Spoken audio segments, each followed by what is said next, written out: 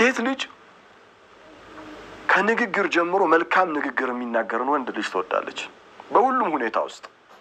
አንዳንድ ጊዜ እኛ ወንዶች በጎረምሳ በእድሜ የምትመስሉኝ ይሄ እንደፈለግን ስለተናገርን እንደፈለግን ቃላቶችን ስለወረወር ምናምን በሴቶች ልቦና ውስጥ ቦታ ያለን ምናምን አድርገን የምናስብ ሰዎች አለ ወጣቶች አለ። ይሄ የተሳሳተ ነው።